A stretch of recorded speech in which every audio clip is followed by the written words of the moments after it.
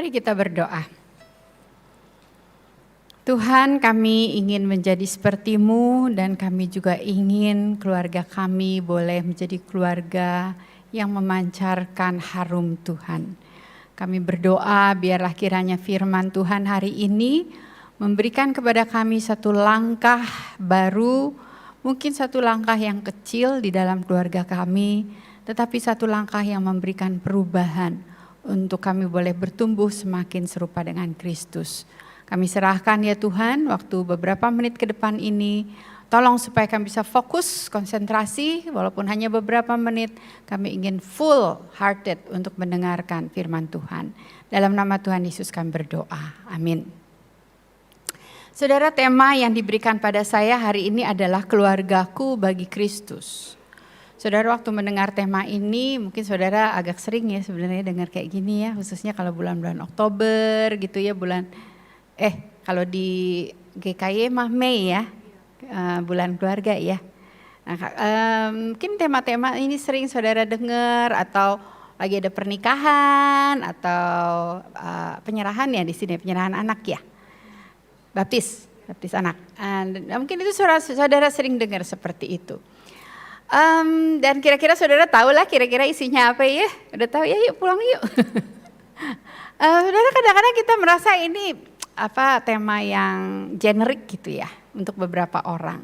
Tapi juga ada mungkin di antara saudara-saudara yang enggak loh, ini ada tema yang saya tunggu-tunggu gitu karena saya ingin sekali punya keluarga yang benar-benar bisa keluarga bagi Kristus. Saya sedang memperjuangkan. Tapi ada juga mungkin dari antara saudara yang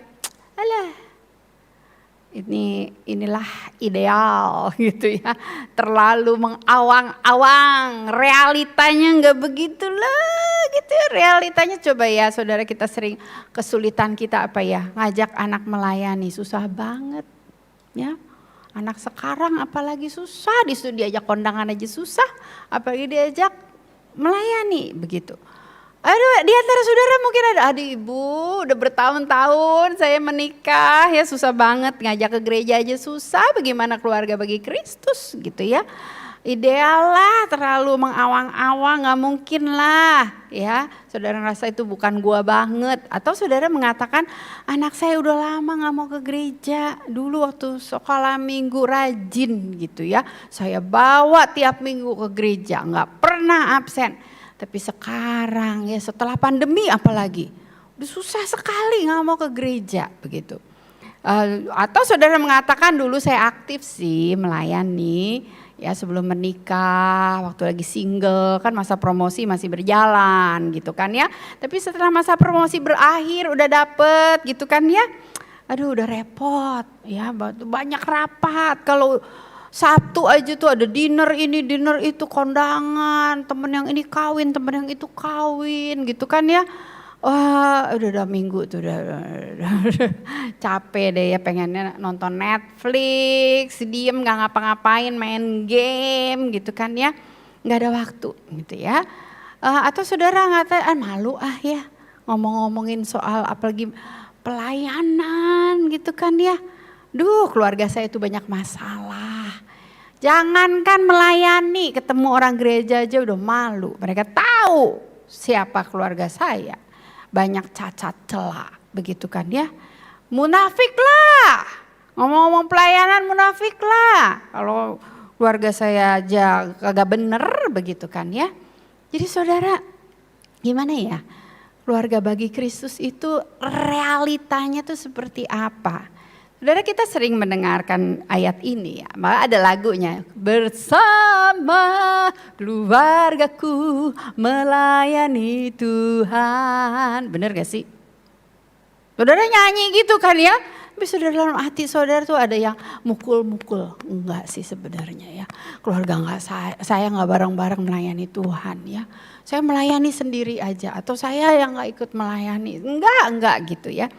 Nah saudara, di dalam ayat ini dikatakan Yosua seorang pemimpin di dalam keluarganya, dia berdiri, dia mengatakan tetapi jika kamu anggap tidak baik untuk beribadah kepada Tuhan. Dia ngomong kepada banyak orang Israel di sekelilingnya. Ya, kalau kamu ngerasa gak baik untuk beribadah kepada Tuhan, pilih pada hari ini. Kepada siapa kamu akan beribadah? Yosua hendak mengatakan, hidup kita itu banyak pilihan. Saudara hari ini datang beribadah kepada Tuhan, saudara perlu memilih. Jangan cuma badannya aja datang. Tetapi hatimu condongnya kepada siapa? Ya, kepada siapa kamu akan beribadah? Allah yang kepadanya nenek moyangmu beribadah di seberang sungai Efrat, atau Allah orang Amori yang negerinya kamu diami ini? Kepada siapa? Tetapi kata Yosua, aku dan seisi rumahku. Waduh saudara, ini suatu deklarasi yang maha berani ya. Apalagi kalau kita tahu kondisi keluarga kita kayak apa. Tetapi aku dan seisi rumahku. Berikut siapa? Berikut hamba-hambanya ya. Berikut orang-orang yang tinggal di dalam rumahnya. Kami akan beribadah kepada Tuhan. Saudara, deklarasi Yosua ini membuat kita semua jadi berpikir, refleksi, ngaca. Kita bercermin, termasuk saya saudara. Kita ngaca, bercermin. Sebenarnya saya ini sudahkah punya keberanian untuk mengatakan deklarasi itu? Saudara, apa yang saudara mengerti tentang keluarga bagi Kristus? Apa yang saudara selama ini mengerti dan jalani? Saudara, kita berusaha untuk tampil sesempurna mungkin. Realitanya kita semua sama, saudara ya. Saudara lihat dari awal aja, kita lihat tadi ya. Walaupun mungkin waktu datang ke gereja bruder gitu ya. Wah, hai. Kita lihat di sini. Ya, selebriti rohani gitu. Tampil ya, sudah lihat saya ya, kayaknya baik-baik aja, nggak ada yang bolong di sini gitu. Di sini bolong. Nah, saudara, pada kenyataan kita tuh sama. Waktu datang ke gereja juga mungkin ada yang ribut-ribut sedikit ya, ada yang berantem di mobil mungkin ya. Baru aja mungkin lagi parkiran kesel sama orang yang ngambil parkiran kita tiba-tiba atau whatever gitu kan. Saudara, kita ini keluarga, sebenarnya keluarga bagi Kristus bukan keluarga selebriti rohani ya. Kita nggak bisa sempurna gitu ya. Kita realitanya adalah memang keluarga yang hidup bukan di atas panggung pertunjukan. Jadi yang namanya keluarga bagi Kristus bukan berarti kita mesti nampil, kelihatan gitu ya. Sebagai keluarga yang kelihatannya bagus begitu. Karena apa saudara? Karena firman Tuhan mengatakan bukan yang dilihat manusia, yang dilihat Allah. Manusia melihat apa yang di depan mata, tetapi Tuhan melihat hati. Ya. Yang kedua saudara, keluarga bagi Kristus itu bukan keluarga yang sibuk mengerjakan program gereja. Jangan terkecoh dengan padatnya jadwal ya. Bukan berarti kalau kita menjadi keluarga bagi Kristus karena kita itu udah repot banget sama pelayanan. Sampai pekerjaan aja tidak dikerjakan ya. Kadang-kadang ada yang begitu loh ya. Ada orang yang begitu aktif melayani, kerjaannya sendiri gak dikerjakan dengan baik. Apakah itu keluarga bagi Kristus? Aktif melayani tapi gak naik kelas misalnya. Gak lulus kuliah begitu. Apakah itu keluarga bagi Kristus saudara? Saudara, yang ketiga ya firman Tuhan bilang yang ku kehendaki ialah belas kasihan dan bukan persembahan. Kalau kita melayani dengan begitu banyak, begitu tapi hati kita gak peka lagi. Suami istri ribut. Saudara, banyak sekali saya di pelayanan keluarga ya di Yayasan Unike. Saya banyak mendengar kisah-kisah ya orang-orang yang begitu susah. Kenapa? Karena melihat keluarganya walaupun kelihatan rohani tetapi hancur. Hubungan suami istri.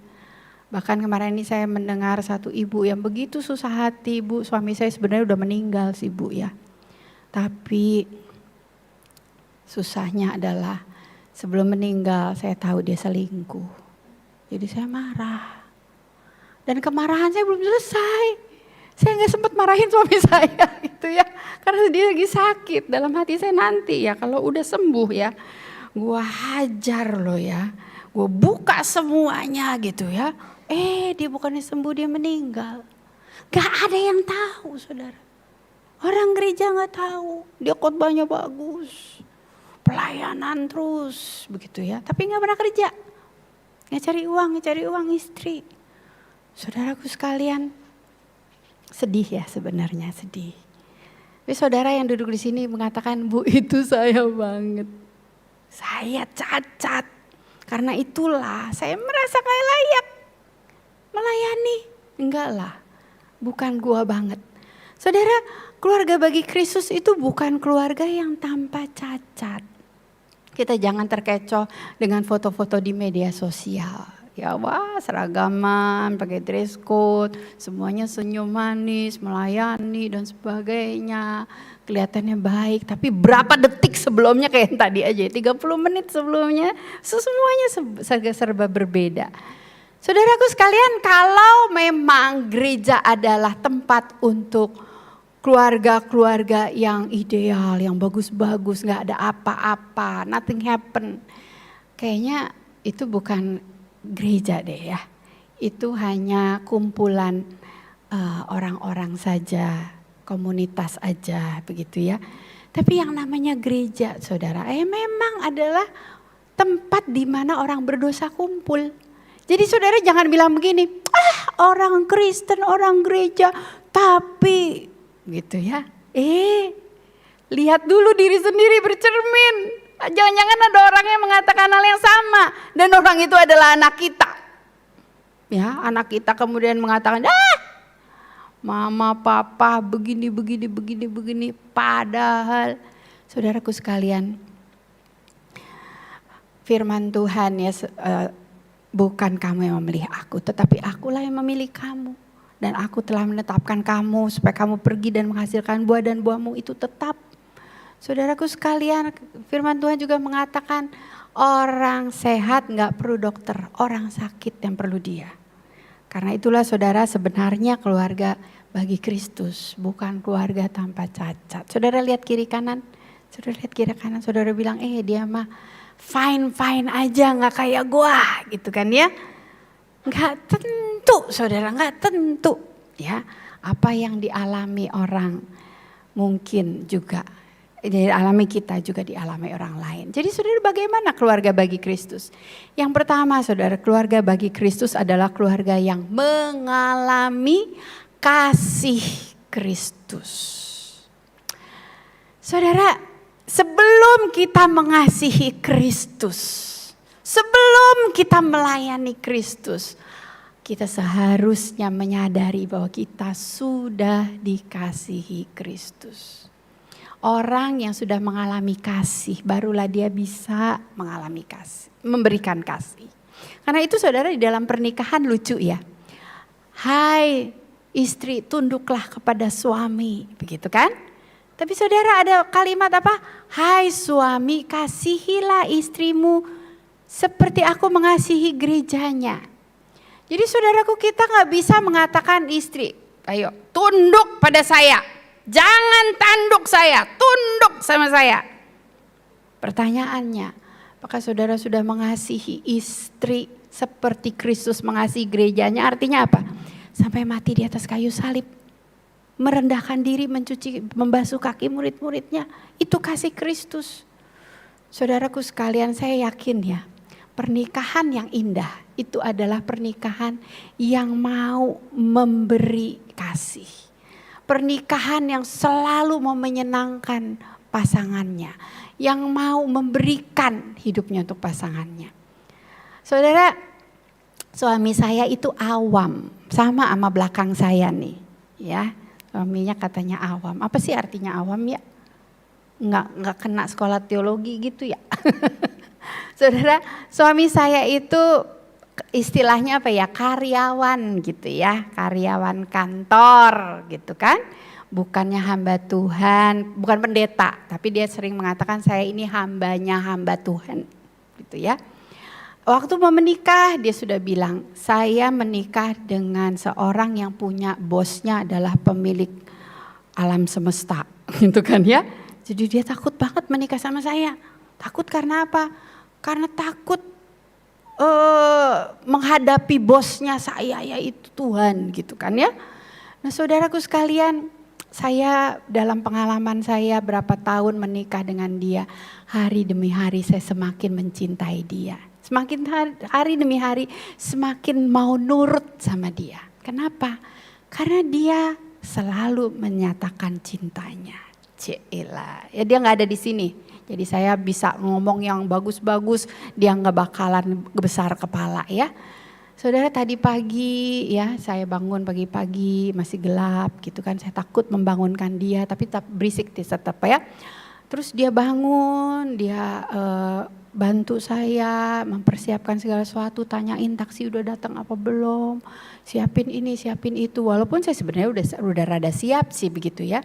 Tapi dia mau bangun pagi-pagi, itu tuh yang membuat saya tambah hari tambah mencintainya dan tambah mau tunduk dan turut perintah-perintah dia. Walaupun kadang-kadang rasanya ada hal-hal yang mungkin saya gak gitu setuju begitu, tapi kita bisa membicarakannya.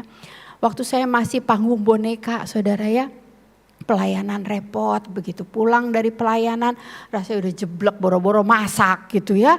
Boro-boro yang saya bisa nyusuin anak aja dah gitu, nyusuin bayi begitu ya.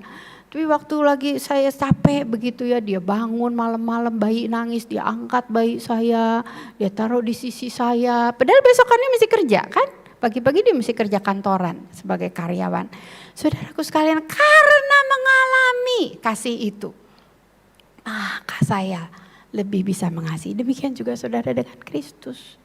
Orang yang bisa mengasihi Kristus adalah orang yang mengalami. Saudara, jikalau saudara hari ini bilang, enggak loh, saya enggak mengalami kasih Kristus. Saudara, hal pertama ya, yang kita bisa lakukan adalah sadari betapa rapuh dan bobroknya kita. Waktu kita menyadari rapuh dan bobroknya kita, mengingat apa yang Tuhan Yesus lakukan di atas kayu salib, disitulah kita mengalami kasih Kristus. Saudara, waktu kita mengalami, saudara, mengalami itu kan kita ditaruh di dalam sebuah pengalaman begitu ya. Tuhan yang membawa kita kepada pengalaman tersebut. Tapi saudaraku sekalian, dalam perjalanan saya mengikut Tuhan ya, saya melihat ada satu hal, langkah berikutnya untuk mengalami kasih Kristus lebih dalam lagi. Yaitu apa? Ketika kita diminta untuk mengambil sebuah keputusan, mau enggak menyelam lebih dalam? Mau enggak Anda taat, melangkah lebih jauh, melompat lebih tinggi, berjalan lebih jauh bagi Kristus? Disitulah saudara akan menyelami kasihnya lebih dalam. Saudara, waktu itu saya ke Manado ya, kemudian mau menyelam, anak saya mau nyelam. Papanya ada tinnitus jadi gak bisa temenin gitu ya, karena kupingnya bermasalah. Jadi mau tidak mau emaknya ya, mamahnya ini yang ikut menyelam dengan anak saya. Saudara, ngeri-ngeri juga ya saudara ya, gimana kalau sampai di bawah terus gak bisa napas ya, mati di dalam gitu kan. Tapi demi anak mau lihat dasar laut, gak sampai dasar sih ya, bawah laut. Akhirnya saya belajar ya menyelam, caranya menyelam. Saudara, setelah belajar, hebatnya di Indonesia gitu tuh, belajarnya sebentar aja ya. Gak usah pakai license-an, langsung bisa nyelam gitu ya, ntar mati belakangan. Nah saudara, terus kami menyelam saudara, aduh saya merasa ya walaupun susah-susah, kuping sakit lah apalah gitu ya. Tapi waktu makin dalam, saya itu kalau makin dalam kan makin gelap kan di dalam laut ya. Sekeliling gelap, ngeri-ngeri juga sih ya. Tapi kan dipegangin sama itu, sama yang nganterin, yang trainernya kita gitu kan ya. Semakin dalam lihat, aduh bagus banget ya. Saudara lihat National Geographic juga nggak inilah, beda ya. Saudara bisa pegang rumput laut yang lembut-lembut, lihat ikan macam-macam, warnanya semakin lama semakin terang, makin dalam makin indah saudara. Cuman kalau udah terlalu dalam, saya takut gitu ya, takut gak bisa naik lagi karena baru pertama kali kan. Saudaraku sekalian, seperti itulah waktu kita menyelami kasih Kristus. Saudara berani masuk lebih dalam. Saudara berani melangkah lebih jauh. Saudara akan melihat keindahan. Saudara akan semakin terpesona dengan kasih Kristus. Saudaraku sekalian, Yosua, ya, dia menceritakan. Saudara baca Yosua 24 dari awal. Dia menceritakan tuh keterpesonaannya dia terhadap apa yang Allah lakukan dari nenek moyang, dari zaman Abraham. Tuhan sudah janjikan udah lama.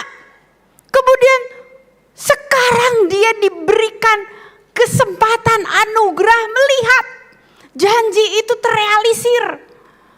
Dia gak pernah ketemu sama Abraham gitu kan. Tetapi dia bisa melihat realita janji yang Allah berikan. Saudara, kemarin saya besuk satu orang ya yang sakit kanker. Anaknya masih kecil. Kankernya itu udah macam-macam ya, kanker ada paru, otak, tulang, tiroid dan sebagainya. Tapi saudara, dia mengatakan dia udah keadaannya udah getting better. Dia bilang, Bu, justru di saat paling dalam, paling gelap dalam hidup saya, lembah yang paling kelam, saya baru bisa mengerti apa yang artinya Allah yang kekal.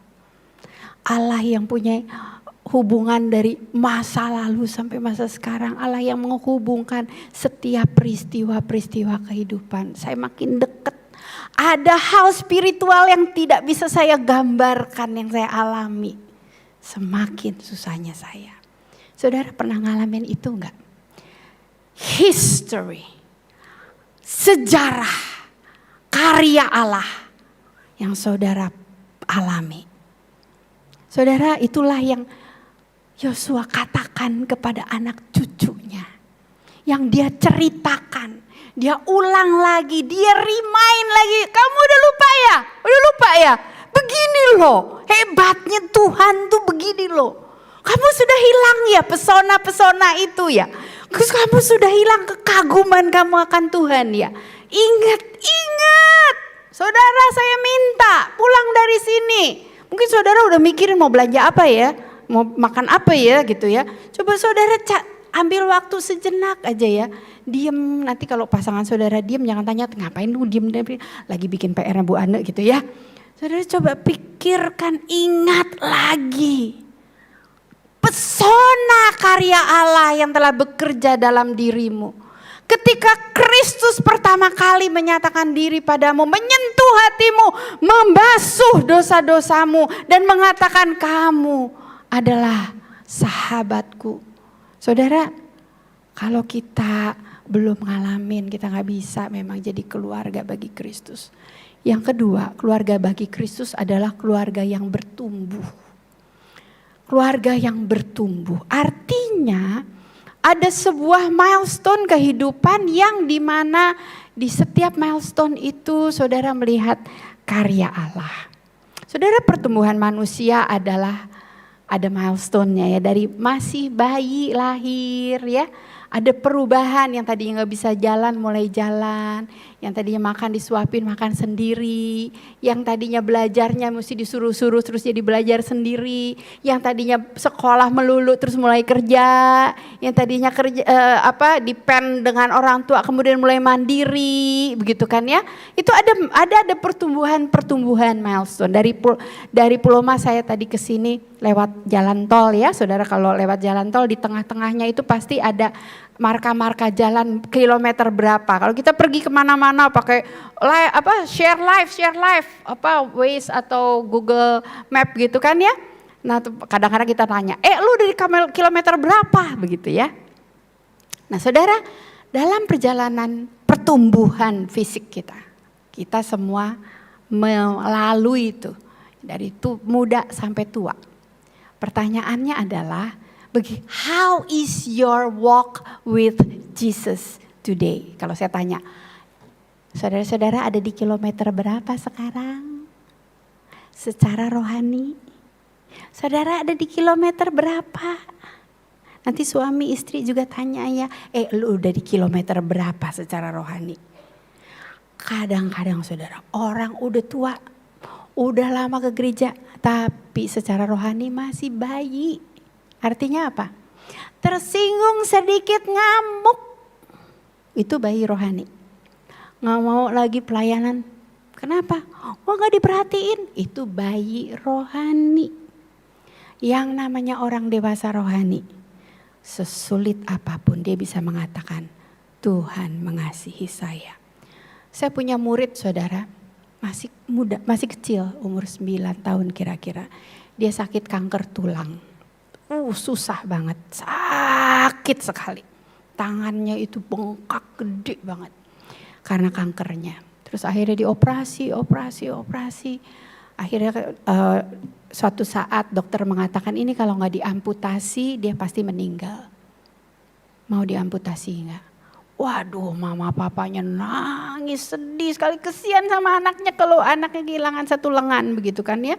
Tapi dia juga sayang dengan jiwa anak ini, dengan nyawa anak ini. Akhirnya dia dengan sedih, dia nangis terus anaknya hibur. Papa nggak usah sedih, cuman tangan.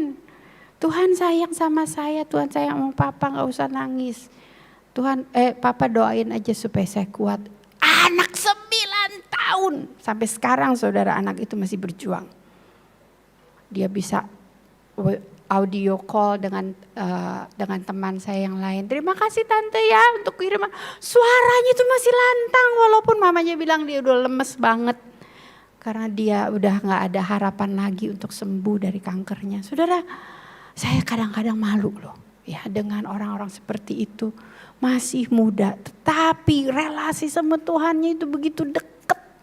Berani untuk menyatakan imannya. Saudaraku sekalian, Yosua memberikan tantangan bukan hanya kepada bangsa Israel saat itu tapi juga kepada kita. Di Yosua 4 dia katakan pilihlah dari bangsa itu 12 orang kemudian angkatlah 12 batu dari sini dari tengah sungai Yordan dan kemudian nanti kamu akan bikin satu monumen ya di mana ketika anak-anak kamu nanti tanya apa arti batu ini, kamu katakan pada mereka bahwa air sungai Yordan terputus, Tuhan sudah membuat kita bisa menyeberang, Tuhan sudah bisa memberikan kita kemenangan. Saudaraku sekalian, pertanyaan saya adalah apakah di dalam keluarga saudara ada spiritual marker semacam itu? Yang ketiga, keluarga bagi Kristus adalah keluarga yang menebar pesona dan harum Kristus. Saya mau tanya sama saudara, coba semuanya sama-sama ya. Saya bilang 1, 2, 3, saudara tarik nafas panjang. Gitu ya, 1, 2, 3. Bersyukur paru-paru bisa narik nafas panjang ya. Ada cium-cium bau sesuatu saudara di sebelah saudara. Saya mau tanya, siapa yang suka kopi? Kayaknya jemaat di sini sedikit yang berani ngaku ya. Padahal hal yang biasa. Saya nggak nanya siapa yang suka main perempuan, enggak kan? Saya nggak nanya siapa yang suka nonton pornografi, enggak kan? Saya cuma nanya siapa yang suka kopi, angkat tangan. Ya, lumayan. Tadi cuma 1 di kebaktian pagi. Kenapa sih dosa minum kopi? Apa takut? Nanti habis ini mau diajak ke kafe loh. Oke, sekarang pertanyaan berikut. Siapa yang suka makan pete? Nah, saya. Oh, ada yang langsung angkat tangan gitu ya. Oke. Jengkol? Saya nggak gitu suka. Duren, saya suka makan duren. Wah, banyak. Lagi musim lagi sekarang ya. Saudara, itu adalah benda-benda atau bahan makanan yang aromanya tajam ya. Tadi saya sudah cerita di pagi ya, kalau saya mau khotbah terus disediainnya makanan pete. Aduh saudara, kemarin saya disediain pete itu ya seger, hijau ya saudara, yang demen pete langsung mukanya hijau gede lagi. Bunder-bunder gitu, bulat-bulat ya, saya udah bisa ngebayangin kalau saya gigit tuh ya. Waduh, enak banget gitu ya. Tapi saya ingat, jaga, kuasai dirimu. Kamu mau khotbah, jangan bikin jemaat pingsan gara-gara bau pete gitu ya, muda gitu kan ya. Saudaraku sekalian, coba ya saudara kantongin biji kopi yang wangi, atau saudara bawa kopi, ini gak boleh sih ya bawa kopi ya, bawa rebus kopi terus bawa ke dalam ruangan kebaktian ya. Saudara, di mana saudara berada, orang akan, nih bawa kopi dari mana nih gitu ya, atau bawa petek dari mana nih gitu ya. Tergantung apa yang saudara bawa atau makan gitu kan. Saudaraku sekalian, tahu gak saudara, bahwa di mana saudara berada, saudara juga mencemarkan lagi, apa sih namanya? Apa? Menebar pesona, menebar keharuman ke sekitar saudara. Saudara berasa nggak itu? Di mana saudara berada, saudara menebar sesuatu, apa ya? Sesuatu yang tidak terlihat tetapi terasa, begitu. Saudaraku sekalian, di dalam Yosua, kita melihat Yosua 24 ayat 13. Yosua bilang begini, demikianlah kuberikan kepadamu negeri yang kamu peroleh tanpa bersusah-susah dan kota-kota yang tidak kamu dirikan. Tetapi kamulah yang diam di dalamnya, juga kebun anggur, kebun zaitun yang tidak kamu tanami, kamulah yang makan hasilnya. Tuhan yang memberikan semuanya itu. Hei, generasi-generasi yang masuk ke tanah Kanaan, yang perang juga dulu yang keluar dari Mesir, bukan elu juga ya, nenek moyang lu udah yang pada mati sih sekarang gitu kan ya. Tetapi ya kamu nikmati semuanya ini, anak-anak muda. Coba saya mau tanya ya kepada anak-anak muda, apa yang Anda nikmati sekarang itu juga jerih lelah orang tua. Apa yang kamu nikmati sekarang adalah jerih lelah orang lain. Apa yang kamu nikmati sekarang semuanya itu adalah anugerah. Jangan komplain. Apalagi masih nuntut terus. Jangan malu. Keluarga bagi Kristus enggak begitu. Keluarga bagi Kristus enggak nuntut melulu. Tahu terima kasih. Saudara yang sudah punya keluarga ya, kalau mertua datang, orang tua datang gitu ya, terimalah, welcome lah ya. Jangan saudara, virus, anak saya baru pulang dari baru vaksin, awas mama jangan pegang-pegang gitu ya. Aduh saudara, itu nyakitin hati lo, bener gak sih? Atau bilang, papa mama berapa hari di sini? Lama banget. Saudara, saya ngomong begini ya bukan apa-apa saudara. Saya ngalamin. Ngalamin sendiri ya. Karena anak saya menikah dengan istri dari budaya lain. Saya harus belajar memahami. Kemarin ini anak saya bilang, "Mah, nanti saya cariin Airbnb ya." Aduh saudara, saya bilang, kenapa sih mama gak boleh tinggal di rumah kelamaan gitu ya. Sakit hati tuh saya bilang sama suami saya, am I that annoying? Apa saya sangat menyebalkan sampai saya mau dipindahin ke Airbnb gitu kan ya. Gak tinggal di sini, kenapa sih gitu ya. Aduh mulai baper saudara satu ya. Udah mulai kayak anak kecil tuh. Mau turun tuh kedewasaan rohani saya. Kemudian suami saya bilang, "Mah, tolong mengerti ya. Anak kita tinggal sama ipar. Mereka itu biasanya kalau summer itu kepanasan. Ini tempat kita, mereka untuk berdingin gitu." Terus saya berpikir, iya ya. Tolong jangan nambahkan stres dia. Coba ngerti dia. Saya coba mengerti saudara. Akhirnya ngobrol-ngobrol ya dengan pasangan-pasangan yang juga menikah dengan orang asing. Saya akhirnya bisa mengerti saudara. Saya bersyukur saya gak nanya sama anak saya, am I that annoying? Karena saya tahu anak saya sebenarnya mengasihi saya. Saudara, jangan terlalu baper begitu ya. Saudaraku sekalian, tapi satu pihak saya ingin mengingatkan anak muda, tolong ingat ya bahwa hidup kita itu adalah anugerah. Saudara, setelah dengar semuanya ini ya, apa sih yang relate sama diri saudara? Apakah saudara menemukan sesuatu? Kalau nggak menemukan saya gagal nih saudara. Apakah saudara menemukan sesuatu? Iya nih, saya mau ya setelah dari dari kebaktian ini, saya mau melakukan sesuatu langkah kecil lompatan iman supaya saya bisa menyelami kasih Kristus lebih dalam sehingga saya bisa hidup bagi Kristus. Saudara yang punya keluarga ya, yang punya anak-anak ya. Anggap aja kita baru mau masuk ke dalam suatu kehidupan yang baru di tanah perjanjian ya. Cobalah bangun keluarga saudara dengan langkah yang benar gitu ya. Karena setelah itu saudara nggak bisa balik lagi kalau udah dijalanin gitu ya. Nah, saudara mau nggak menjadi orang tua yang intentional, yang mau menyediakan waktu untuk bermain dan sharing hidup saudara. Ceritakan history kepada anak-anak, kepada anak-anak saudara. Ajak anak-anak, berikan mereka pengalaman hidup bersama-sama dengan Kristus.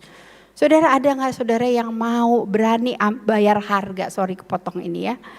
Mungkin saudara bukan gaya saudara untuk misalnya ngajak anak-anak hiking, camping dan sebagainya. Bukan gua banget, olahraga dan sebagainya. Tapi saudara tahu menjadi orang tua itu sebentar saja. Apalagi anak laki saudara ya. Susah kalau diajak ngomong langsung, saudara tahu, duduk sini, papa mau ngomong sama kamu. Wah, mereka makin grogi gitu ya. Tapi kalau diajak jalan, diajak satu kegiatan, saudara bisa ngomong, saudara tahu itu dulu kesempatan yang saudara harus ambil. Mau gak saudara bayar harga untuk mulai sesuatu seperti itu? Apakah saudara mau menjadi orang tua yang ambil waktu menceritakan firman Tuhan? Menyebarkan harum Kristus pertama-tama di rumah sendiri. Apakah saudara selalu ngomongin soal logistik? Belajar apa, naik apa, bagaimana kerjaan udah dikerjakan terus. Kerjaannya udah dikerjakan belum begitu ya. Itu terus yang saudara katakan secara logistik. Apakah saudara ada kesempatan, yuk papa mau doain kamu, mama mau doain kamu. Kamu lagi bergumul apa? Saudaraku sekalian, mau gak langkah kecil itu, komitmen yang saudara kerjakan. Mari kita berdoa. Kami tidak tahu sampai berapa lama lagi kami masih bisa hidup bersama dengan orang-orang yang kami kasihi di dalam rumah kami, di dalam keluarga kami sendiri. Kami tidak tahu sampai seberapa lama lagi kami masih diizinkan untuk menuliskan sejarah karya Allah bersama-sama dengan keluarga kami di rumah. Tuhan ampuni kalau selama ini kami overlook, kami mengabaikan kesempatan-kesempatan itu. Karena ada suatu saat nanti kami akan berpisah, berjalan masing-masing sendiri. Tuhan, kami mau berdoa hari ini menjadi komitmen bagi kami untuk melakukan satu langkah kecil yang baru. Untuk kami boleh menebarkan pesona dan harum Kristus. Mulai dari hati kami, mulai dari rumah tangga kami. Dan biarlah banyak orang boleh melihat bahwa keluarga kami, keluarga yang sudah dianugerahi oleh Kristus, Kristus hidup di dalam keluarga kami. Di dalam nama Tuhan Yesus kami berdoa. Amin.